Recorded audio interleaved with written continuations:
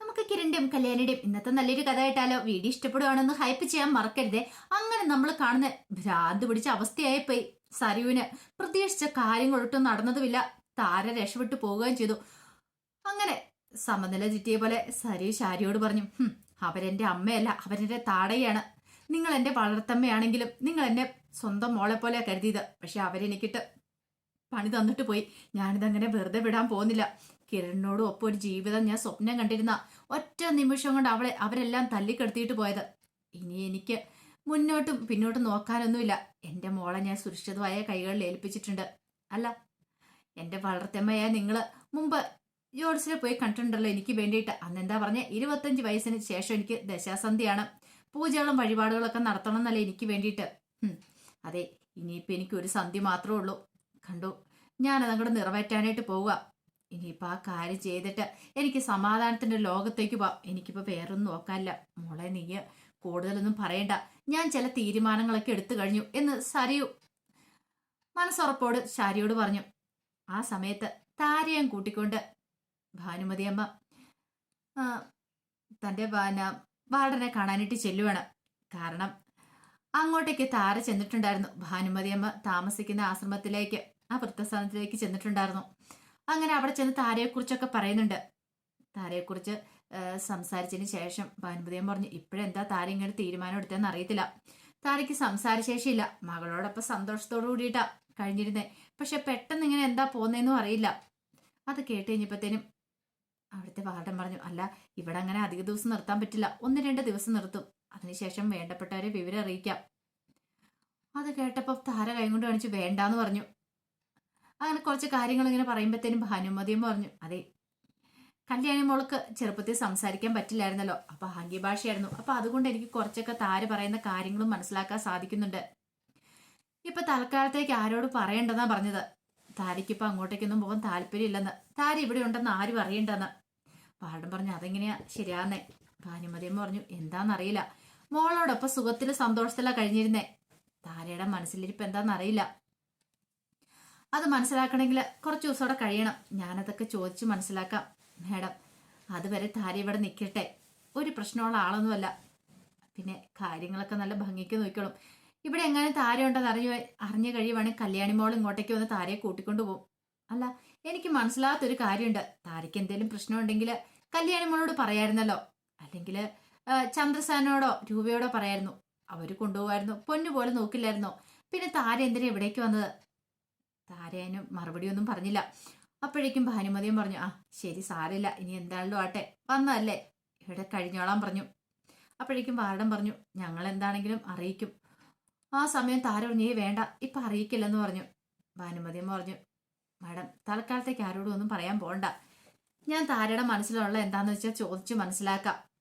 അങ്ങനെ ഒടുവില് താരയും കുട്ടിക്കൊണ്ട് അങ്ങോട്ട് പോകാൻ എഴുന്നേറ്റ് കഴിഞ്ഞപ്പോഴത്തേനും ഭാനുമതി അമ്മയോട് വാർഡൻ പറഞ്ഞു, ഒരു കാര്യം ചെയ്യുക, ഭാനുമതി അമ്മയുടെ മുറിയിലേക്ക് അക്കോമഡേറ്റ് ചെയ്തു. പിന്നെ ആ മുറിയിലുള്ള അവരെ ഞാൻ വേറെ മുറിയിലേക്ക് മാറ്റിക്കോളാന്ന് പറഞ്ഞു. ഭാനുമതി അമ്മയ്ക്ക് സന്തോഷമാവുകയും ചെയ്തു.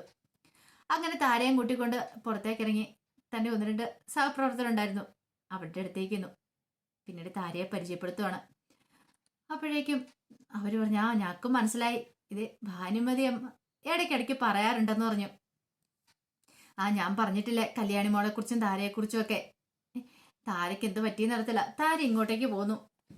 താരയ്ക്ക് അവിടെ നിൽക്കാൻ എന്തോ ഒരു ബുദ്ധിമുട്ടുള്ള പോലെ. അല്ല, കല്യാണി മോളോട് പറയുമായിരുന്നെ കല്യാണി മോള് നോക്കുമായിരുന്നല്ലോ. അത് ശരിയാ, നോക്കിയാനും താരയ്ക്കാണ് താല്പര്യം ഇല്ലാന്ന് തോന്നേ. ഞാൻ പോലും ഇവിടെ വന്ന് നിൽക്കുന്ന കല്യാണി മോൾക്ക് താല്പര്യമില്ല.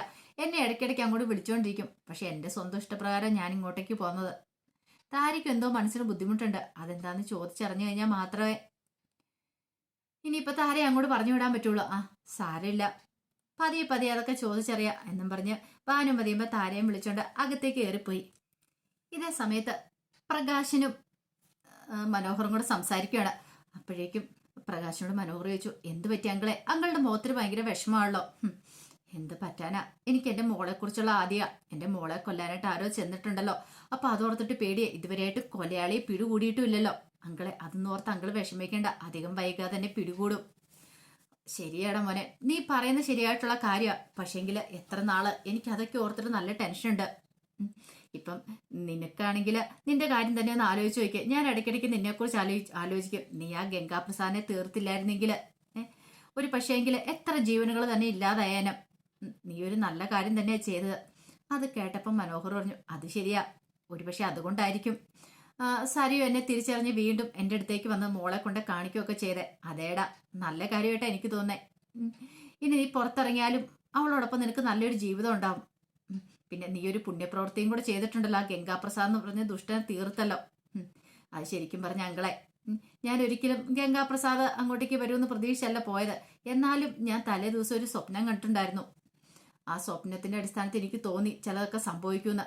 പിന്നെ ഞാൻ ആ കല്യാണ സ്ഥലത്തേക്ക് എന്നിട്ടുണ്ടെങ്കിൽ സരിയും മോളും വരുമെന്ന് വിചാരിച്ച് അങ്ങോട്ട് ചെന്നേ. അവിടെ ചെന്ന് നിൽക്കുമ്പോഴാണ് ഗംഗാപ്രസാദും മതിലെയാണെന്ന് കണ്ടത്. പിന്നീടാണ് എനിക്ക് മനസ്സിലായത് ഇത് ഗംഗാപ്രസാദ് കൊല്ലാനായിട്ട് ഇറങ്ങി തിരിച്ചിരിക്കുവാണല്ലോ എന്ന്. ഒരു പക്ഷേങ്കിൽ അവൻ നിറയൊഴിച്ചിട്ടുണ്ടായിരുന്നെങ്കിൽ അവിടെയുള്ള പലരെ അവൻ തീർത്ത് കളഞ്ഞാനോ, കല്യാണി ഉൾപ്പെടെ. അത് കേട്ടപ്പോൾ പ്രകാശം പറഞ്ഞു, അതേടെ മോനെ, അതൊക്കെ ചിലപ്പോൾ സംഭവിച്ചാനോ. നീ എത്ര ജീവനുകളെ രക്ഷിച്ചെന്നറിയാവോ. അതുകൊണ്ട് നിനക്ക് അതിനുള്ള പുണ്യം ഉറപ്പായിട്ടും കിട്ടും. ഈ സമയത്താണ് ഒരു വാർഡൻ അങ്ങോട്ടേക്ക് വരുന്നത്. ജയിൽ വാർഡൻ വന്നിട്ട് പറഞ്ഞു, അതെ എടാ മനോഹറെ, നിനക്ക് പരോള് കിട്ടിയിട്ടുണ്ട്, നാളെ പുറത്ത് പോവാന്ന് പറഞ്ഞു. അത് കേട്ട മനോഹറിന് ഭയങ്കര സന്തോഷം. ഇനിയെങ്കിലും പുറത്തിറങ്ങിയിട്ട് ഭാര്യയും മകളും എടുത്ത് നല്ല രീതിയിൽ കുറച്ച് ദിവസം ജീവിക്കാനായിട്ട് നോക്ക്. പിന്നെ ഒരു കാര്യമുണ്ട്, പുറത്തിറങ്ങി ജീവിച്ച് കഴിയുമ്പോൾ അകത്തേക്ക് വരണമെന്ന് ചിലപ്പോൾ തോന്നൂല. അങ്ങനെ വരാതിരിക്കരുത്, ഞങ്ങൾക്ക് പണി ഉണ്ടാക്കലെന്ന് പറഞ്ഞു. അങ്ങനെയൊന്നും ഒരിക്കലും ഉണ്ടാകത്തില്ല സാറേന്ന് പറഞ്ഞു. അങ്ങനെ വാർഡൻ പോയി കഴിഞ്ഞപ്പോൾ പ്രകാശം പറഞ്ഞു, എടാ മോനെ, കുറച്ച് ദിവസങ്ങൾ ജീവിച്ചോളെങ്കിൽ സന്തോഷമായിട്ട് ജീവിക്കണം. എനിക്കിപ്പോൾ സമാധാനമായി. പക്ഷെ നീ പോയി കഴിയുമ്പോൾ ഞാൻ ഒറ്റപ്പെട്ടു പോകുന്നൊരു ചിന്ത എൻ്റെ മനസ്സിലുണ്ട്. എന്നാലും എനിക്ക് സന്തോഷമുള്ളൂ. അത് കേട്ടപ്പോൾ മനോഹർ പറഞ്ഞു, അങ്കളുടെ കേസ് കോടതി വന്നു കഴിയുമ്പോൾ അങ്കള് കുറ്റം സമ്മതിക്കരുത്. ഞാൻ അവനെ കൊന്നിട്ടില്ലെന്ന് തന്നെ പറയണം. എന്തിനാ അങ്കിള് വെറുതെ കുറ്റമായിട്ടെടുത്ത് അകത്ത് പോയി കിടക്കണേ? അതിന്റെ കാര്യമുണ്ടോ? അവൻ അത്രയ്ക്ക് വലിയൊരു ദുഷ്ടനായിരുന്നല്ലോ. പ്രകാശം പറഞ്ഞു, അതേടെ മോനെ, അവനെ തീർത്ത് കഴിഞ്ഞപ്പോൾ എനിക്ക് ഒരുമാതിരി തലയ്ക്ക് മരവിപ്പായിരുന്നു. എന്താ പറയേണ്ടത് എന്താ ചെയ്യേണ്ടതെന്നും അറിയത്തില്ല. അങ്ങനെ ഞാൻ സത്യങ്ങളൊക്കെ വിളിച്ചു പറഞ്ഞത്. പക്ഷെ ഇനിയിപ്പോൾ അത് മാറ്റി പറയാന്ന് പറഞ്ഞാൽ അങ്കിളെ മാറ്റി പറഞ്ഞുകൊണ്ട് ഒന്നും സംഭവിക്കാൻ പോകുന്നില്ല. അങ്കിളിന്റെ മക്കളോടൊപ്പം ഒരു ജീവിതം വേണ്ടേ? അത് വേണം. എനിക്ക് എൻ്റെ പെൺമക്കളെ സ്നേഹിച്ച് കൊതി തീർന്നിട്ടില്ലടാ. അവരോടൊപ്പം ജീവിക്കാൻ ആഗ്രഹമുണ്ട്. അതുകൊണ്ട് ചിലപ്പോൾ കോടതിയിൽ ഞാൻ സത്യങ്ങൾ പറയില്ല. വക്കീല് പറയുന്നത് എന്താന്ന് വെച്ചാൽ അതുപോലെ തന്നെ അനുസരിക്കുള്ളൂ. അവനെ കൊന്നിട്ടില്ലെന്ന് ചിലപ്പോൾ പറഞ്ഞെന്നിരിക്കും. അങ്ങനെ വന്നിട്ടുണ്ടെങ്കിൽ എനിക്ക് ശിക്ഷയിൽ ഇളവ് കിട്ടും. ചിലപ്പോൾ എനിക്ക് പെട്ടെന്ന് തന്നെ പുറത്തു പോകാൻ പറ്റുമായിരിക്കും. അത് കേട്ടപ്പോൾ മനോഹർ പറഞ്ഞു, അത് പിന്നെ പ്രത്യേകിച്ച് പറയാനുണ്ടോ അങ്കിളെ? പ്രകാശം പറഞ്ഞു, ഞാനിവിടെ നിന്ന് ഇറങ്ങിയാലും എൻ്റെ മനസ്സിൻ്റെ ഒരു കൂടെ നീ ഉണ്ടായിരിക്കും. കാരണം എനിക്കിപ്പം നിന്നെ അത്രയ്ക്ക് ഇഷ്ടമാണ്. കാരണം നീ എന്താ ഏതാന്നൊക്കെ ഞാൻ മനസ്സിലാക്കി കഴിഞ്ഞു. അങ്ങനെയൊക്കെ പറഞ്ഞ് പ്രകാശൻ മനോഹറിനെ സമാധാനിപ്പിക്കുന്നുണ്ട്. മനോഹർ പറഞ്ഞു, അങ്കിള് പുറത്തിറങ്ങിയിട്ടുണ്ടെങ്കിൽ കല്യാണിയോടും കാർത്തിയോടും ഒക്കെ ഇപ്പോൾ അങ്കിള് നല്ലൊരു ജീവിതം ഉണ്ടായിരിക്കുമെന്ന് എനിക്കറിയാം. അങ്കിളിനെ ഒരു പൊന്നു പോലെ നിൽക്കും. അതുകൊണ്ട് അങ്കിള് ഒരു കാര്യത്തിൽ വിഷമിക്കണ്ട. കോടതിയിൽ എന്താണെങ്കിലും സത്യം തുറന്നു പറയേണ്ട കാര്യമൊന്നുമില്ല. അങ്കിള് ധൈര്യമായിട്ട് മുന്നോട്ട് പോയിക്കോ എന്നൊക്കെ മനോഹർ പ്രകാശന് സമാധാനിപ്പിക്കുകയാണ്. ഈ സമയത്ത് സരു ആകെ ഭ്രാന്ത് പിടിച്ച പോലെ ശാരിയുടെ അടുത്ത് നിൽക്കുകയാണ്. ശാരിയോട് പറഞ്ഞു, അവരൊരു സ്ത്രീയാ, അവരെന്റെ ജീവിതം തല്ലിക്കെടുത്താനാ നോക്കിക്കൊണ്ടിരിക്കുന്നത്. അപ്പോഴേക്ക് ശാരി പറഞ്ഞു, എത്രയാന്ന് പറഞ്ഞാലും അവര് പെറ്റമ്മയാണെങ്കിലും വളർത്തമ്മയോട് അത്ര സ്നേഹം വരുന്നില്ല. കാരണം മോളെ ഞാനല്ലേ വളർത്തിയത്. എന്റെ അത്ര സ്നേഹം അവർക്കില്ല. ഉണ്ടായിരുന്നെങ്കിൽ അവരിങ്ങനെയും ചെയ്യില്ലായിരുന്നു. നിന്നെ രക്ഷിക്കാൻ വേണ്ടിയിട്ട്, അല്ലെങ്കിൽ നിനക്കൊരു ജീവിതം ഉണ്ടാകാൻ വേണ്ടിയിട്ടാ ഞാൻ കത്തുമനയെ കയറിയത്. പക്ഷെ എന്നിട്ട് പോലും എനിക്കൊരു സങ്കടം തോന്നില്ല. അത് കേട്ടപ്പോൾ സരി പറഞ്ഞു, അതെ, അല്ല മോളെ, അവരെങ്ങോട്ടാ പോയെന്നറിയാവോ? അവരെങ്ങോട്ട് വേണേലും പോട്ടെ, എനിക്കൊരു കുഴപ്പമില്ല. അല്ല ഇനിയിപ്പോൾ കല്യാണി മോളോട് എങ്ങനെ സത്യങ്ങളൊക്കെ തുറന്നു പറയാ വിളിച്ചിട്ട്. അത് കേട്ടപ്പം സരുവിന്റെ മനസ്സിൽ വല്ലാത്തൊരു ബുദ്ധിമുട്ടുണ്ടായി. ആ സമയത്താണ് കിരണിന്റെ വരവ് അവിടേക്ക്. കിരൺ വന്നിട്ട് പറഞ്ഞു, അതെ, ഒരു സന്തോഷ വാർത്തയുണ്ട് സരു നിനക്ക്. സന്തോഷ വാർത്തയോ? അതെ, സന്തോഷ വാർത്തയാണ്. ഇനിയിപ്പം നിനക്ക് സന്തോഷം ഉണ്ടാവുമെന്ന് എനിക്ക് അറിയില്ല എന്ന് പറഞ്ഞു. എന്താടാ കിരണേ എന്താന്ന് ചോദിച്ചു. മനോഹർ പരോളിന് ഇറങ്ങുമോ? അത് കേട്ടപ്പോൾ സരുവിന് എന്ത് ചെയ്യണമെന്ന് അറിയത്തില്ലാത്തൊരു ബുദ്ധിമുട്ടായിപ്പോയി. പക്ഷെ അത് പുറമേ കാണിക്കാൻ പറ്റില്ലല്ലോ. പെട്ടെന്ന് സരി പറഞ്ഞു, അതൊരു നല്ല കാര്യമല്ലേ, അവൻ വരട്ടെ, മോളോടൊപ്പം കഴിയാനായിട്ട് അവന് താല്പര്യം കാണുമായിരിക്കും. അത് കേട്ടപ്പോൾ കിരൺ പറഞ്ഞു, ആഹാ, ഇത്രയൊക്കെ നിന്റെ മനസ്സ് മാറിയോ? ഇതൊന്നും ഞാൻ ഒരിക്കലും ചിന്തിച്ചത് പോലും ഇല്ല. മനസ്സ് മാറാതിരിക്കാൻ പറ്റില്ലല്ലോ, നിങ്ങൾ എല്ലാവരും കൂടി എന്നെ മാറ്റിയെടുത്തില്ലേ? അപ്പോഴേക്കും കിരൺ പറഞ്ഞു, അതൊരു നല്ല കാര്യമാണ്. അവൻ നല്ലവനാ. അവന് കുറെ കാര്യങ്ങളൊക്കെ ചെയ്തിട്ടുണ്ട്. പക്ഷെ അതിനെല്ലാം പരിഹാരമായിട്ട് അവനൊരു പുണ്യപ്രവൃത്തിയും കൂടെ ചെയ്തിട്ടുണ്ട്. അവൻ പുറത്തിറങ്ങി കഴിയുമ്പോൾ കുറച്ച് ദിവസങ്ങളോ അല്ലെങ്കിലും നിങ്ങൾ നന്നായിട്ട് ജീവിക്കണം തന്നെ ഞങ്ങളുടെ ആഗ്രഹം. മോളോടൊപ്പം അവന് കഴിയാൻ കിട്ടുന്നൊരു അവസരമല്ലേ? അത് മാത്രമല്ല ഇപ്പൊ താരാന്റിക്കാണെങ്കിൽ മനസ്സിന് നല്ല ബുദ്ധിമുട്ടുണ്ട്. അവനും കൂടെ വന്നു കഴിയുമ്പോൾ നിങ്ങൾ എല്ലാവരും കൂടെ ഒരുമിച്ച് ജീവിക്കുമ്പോൾ താരാന്റിയുടെ മനസ്സിൽ എന്താ ഉള്ളതെന്ന് വെച്ചിട്ടുണ്ടെങ്കിൽ താരാന്റി ചിലപ്പോൾ നിന്നോട് തുറന്നു പറയായിരിക്കും. കല്യാണി വരെ ചെന്നിട്ട് പോലും താരാന്റി ഒന്നും പറയാൻ കൂട്ടാക്കില്ല. ഇത്തവണ എന്താണെങ്കിലും സത്യങ്ങൾ തുറന്നു പറയും സരിയോ, എനിക്ക് ആ കാര്യത്തിൽ ഉറപ്പുണ്ട്. അത് കേട്ടപ്പം സരി പറഞ്ഞു, അത് ശരിയാ, അതെനിക്കും തോന്നുന്നുണ്ട്.